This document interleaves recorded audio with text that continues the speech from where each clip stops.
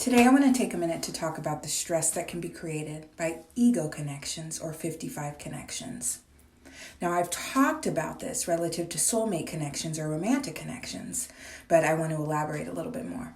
When we're focusing on ego work, when we're truly trying to hone our ego, that part of us that has been programmed extensively by our previous traumas, it's so vital that you understand what your wounding is. What harm has been done to your inner child and has been held onto by the ego. Now, when you talk about 5 and 5 totaling 10, you're talking about an energy that's capable of helping you elevate, an energy that's helping you achieve a state of spiritual achievement. This is an opportunity for growth. This is an opportunity for honing thyself, for knowing thyself, for mastering thyself.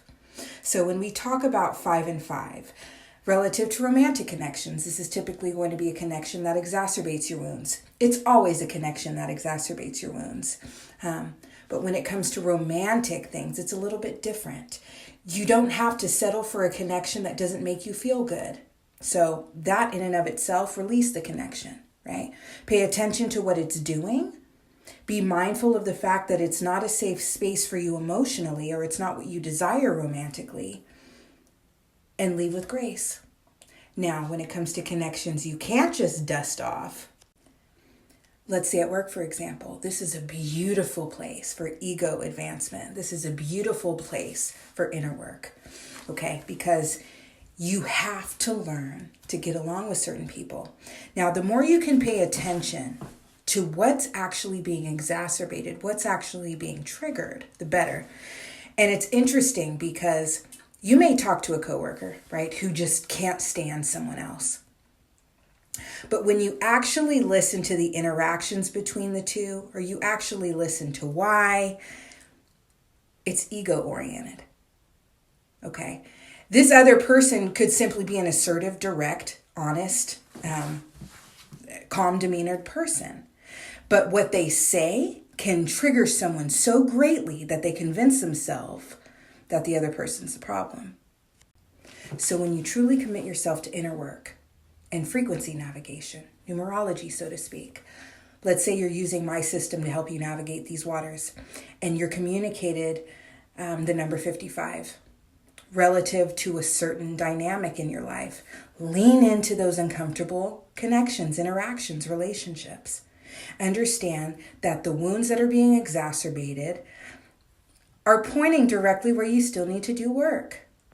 Embrace that. Be grateful for that. Lean into that.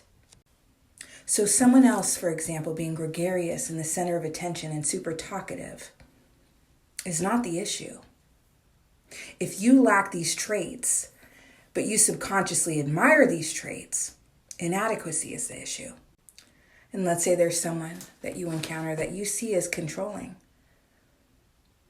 When you've honed your ego, someone else being controlling is not an issue. But it's when you have a wound of powerlessness that prevents you from exerting your own strength.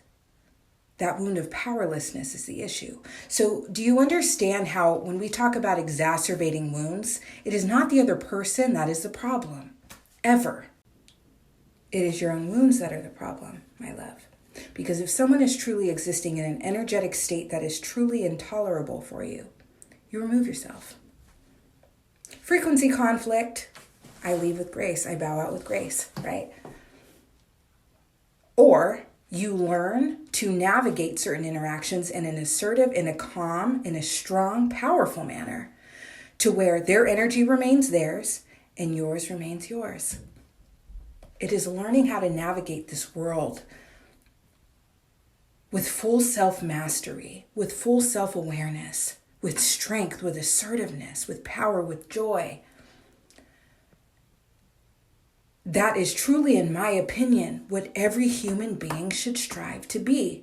And it's when you are not doing the work to become that you have issues interpersonally, that you have issues with yourself. Some additional examples. Stop complaining about people being shady and doing dishonest things all the time. And instead hone your wound of trust, your wound of betrayal, Instead of thinking that someone's saying things behind your back, tend to that wound of betrayal. Do you see where I'm going with this? Instead of complaining about people that are controlling, that are trying to tell you what to do and boss you around, tend to your wound of powerlessness and exert your own power. Instead of being afraid of being abandoned and rejected all the time, whether it's in romantic relationships, platonic relationships, tend to your wounds of abandonment and your wounds of rejection. Instead of sitting here just feeling so down on yourself because of the trauma you've endured in the past, tend to your wound of impurity. Instead of being paranoid and thinking that the universe and lower beings are out to get you and targeting you, understand the paranoia, transmute it to pronoia, and start manifesting at your highest potential. Pull yourself out of that 70 cycle. It's all in here, my loves. It's in here. It's us. And until you do the work to hone you in every aspect of your psyche, you're going to manifest madness. Ego work, start doing it. And if you need my help, schedule a session.